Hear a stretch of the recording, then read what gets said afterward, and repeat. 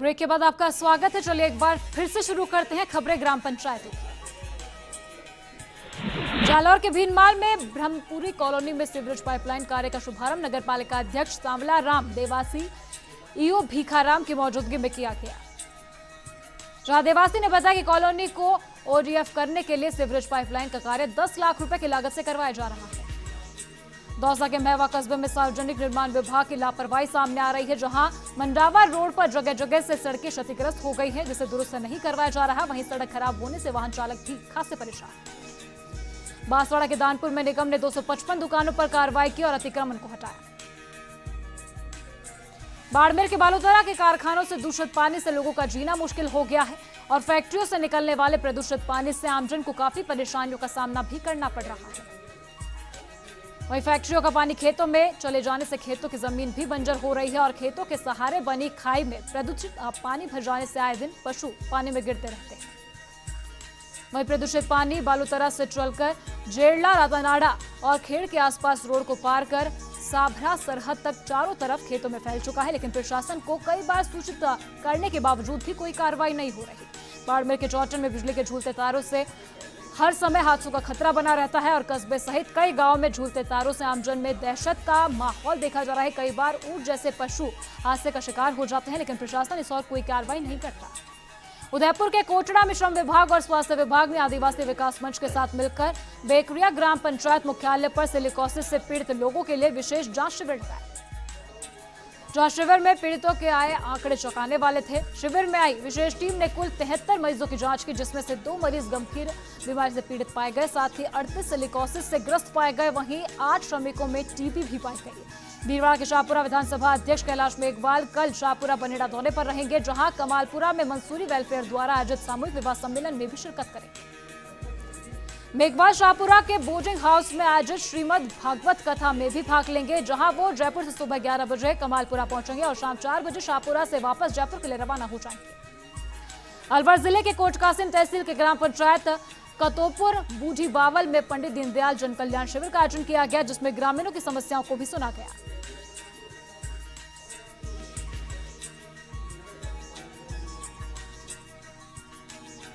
शिविर में विधायक रामहेत सिंह यादव और विभागीय अधिकारियों ने ग्रामीणों की सुनवाई के साथ ही ग्रामीणों को केंद्र और राज्य सरकार द्वारा चलाई गई विभिन्न जन कल्याणकारी योजनाओं की जानकारी भी दी गई।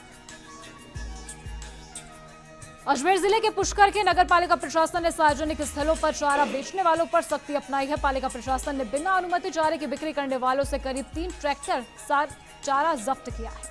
नगर पालिका प्रशासन लगातार चारा विक्रेताओं को पाबंद कर रहा था कि वो खुले में चारे का बेचान नहीं करे, लेकिन आदेशों की अवहेलना पर कार्रवाई की गई।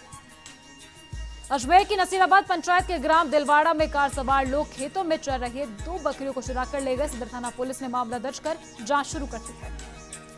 इससे पहले कार सवार लोगों ने बहला फुसलाकर खेतों में चल रही बकरियों को अपने पास बुलाया। जब बकरियां कार के पास पहुंची तो वे उन्हें कार में डालकर रफूचक्कर हो गए। अजमेर की किशनगढ़ पंचायत में कैशलेस इकोनॉमी का सपना दिखाकर चुपके से लोगों की जेब काटी जा रही है। इसमें प्रोसेसिंग फीस कन्वीनियंस चार्ज के रूप में ग्राहकों और दुकानदारों को खासी चपत लगा रही है। डिजिटल इकोनॉमी में जो शुल्क हटने चाहिए थे वो पूरी तरह से नहीं हटाए गए हैं, उसमें सिर्फ अस्थायी तौर पर राहत दी गई है। अजमेर की विजयनगर पंचायत को कोहरे ने अपने आगोश में ले रखा है। कोहरे के कारण क्षेत्र में सर्दी के तल्ख तेवर हो गए हैं। इससे सामान्य जनजीवन अस्त व्यस्त हो गया है। सर्दी से जूझते लोग अब अल्लाह का सहारा लेते हुए नजर आ रहे हैं। वहीं पर मौसम की पहली मावट होने से किसानों के चेहरे भी खिल उठे हैं। इससे उनकी फसलों को अमृत मिला है। वहीं उधर कोहरे के कारण हाईवे पर वाहनों की रफ्तार काफी धीमी हो गई है। यहाँ वाहन रैंक कर चल रहे हैं। ऐसे में हाईवे पर जाम भी देखा गया। टोंक जिले के उनियारा बस स्टैंड के पास नल की पाइपलाइन लीकेज हो गई। इससे पानी बहने से सड़क जलमग्न हो गई थी। पानी में सड़क डूब जाने से लोगों को काफी दिक्कतों का सामना भी करना पड़ा। इस रोड पर भारी वाहनों का आवागमन होता है। ऐसे में दबाव के कारण आए दिन पाइपलाइन क्षतिग्रस्त होकर टूट जाती है। ऐसे में लोगों ने प्रशासन से लोहे के पाइप डालने की मांग की।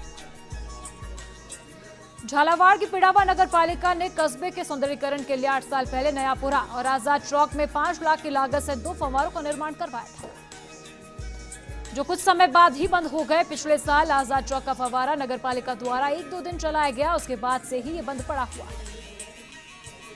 झालावाड़ के झालरापाटन मेला मैदान में चल रही 7 दिवसीय श्री राम कथा संपन्न हो गई। अंतिम दिन कथावाचक गोविंद महाराज ने सुंदरकांड प्रसंग का वर्णन किया।